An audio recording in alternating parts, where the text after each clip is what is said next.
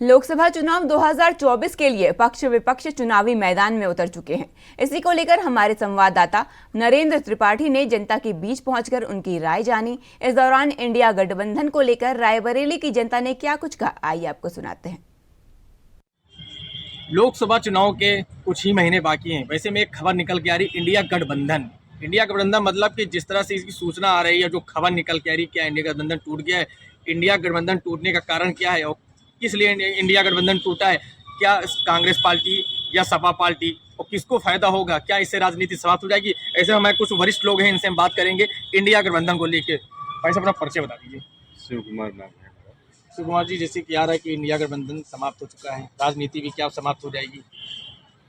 नहीं समाप्त हुआ है तो मीडिया के लोग समाप्त करवाने का काम करेंगे। रही बात, जैसे आपने कहा कि समाप्त हो जाएगी, देखिए गठबंधन तो होते ही रहते हैं। गठबंधन जब एनडीए का गठबंधन हुआ सबसे पहले, माननीय अटल बिहारी वाजपेयी जी प्रधानमंत्री बने तो गठबंधन के तहत बने हैं। तो अगर हम करें तो गड़बड़ और आप करो तो अच्छा, ये भाजपा है, भाजपा की नीति है, भाजपा की नीति है तोड़वाने से, तोड़ फोड़ की राजनीति सदैव भारतीय जनता पार्टी। क्या लगता है, समाजवादी पार्टी या कांग्रेस? देखिए गठबंधन एक कई दलों का होता है, उसमें समाजवादी पार्टी या कांग्रेस पार्टी का कोई ऐसा महत्व नहीं है। सब बैठ की बातें हैं, आपस में सब बैठ के बात कर लेंगे। हाँ, एक चीज़ जरूर कहना चाहेंगे कि कांग्रेस पार्टी को धोखा देना अच्छी तरीके से आता है।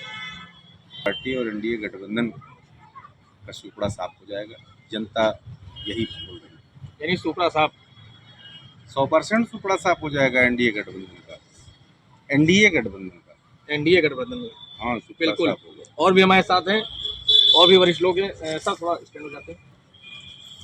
अरे सर, जैसी कि सूचना आ रही है कि इंडिया गठबंधन टूटने वाला है, राजनीति समाप्त हो जाएगी, क्या कांग्रेस है या सपा पार्टी है? आखिर टूटे इसके पीछे किसका? नहीं, इस तरह का तो कोई बात नहीं है। और ये सब देखिए, इंडिया गठबंधन अभी फॉर्मेशन की प्रक्रिया है, तो उसको टूट गया, वो बन गया, वो अभी पूरी तरह से बन गया, ये भी सवाल नहीं है। और वो टूट गया, ये कपोल कल्पित है।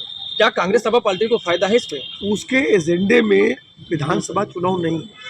इंडिया गठबंधन का जो फॉर्मुलेशन है वो इस देश के अंदर पार्लियामेंट्री चुनाव को लेकर के था, और वो पार्लियामेंट्री चुनाव की गति से ही धीरे धीरे आगे बढ़ रहा है। इसीलिए अभी उसका बहुत कोऑर्डिनेटर तक नहीं तय हो पाया है।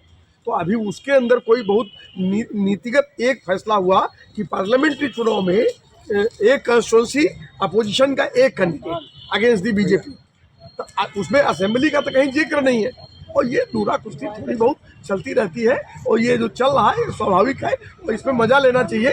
और ख़ास तौर से कुछ लोग खुश होने के लिए भी अच्छा है। इसको दरअसल में तूल इसलिए पकड़ाया जा रहा है कि भाजपा के कार्यालयों में जूते चल रहे हैं, वहाँ बहुत उठापटक है, उनके राष्ट्रीय अध्यक्ष है, वहाँ के जो प्रोमिनेंट इस्टेब्लिश लीडर्स हैं वो बात नहीं कर रहे हैं। तो वो जो हाहाकार मध्य प्रदेश और राजस्थान में मचा हुआ है,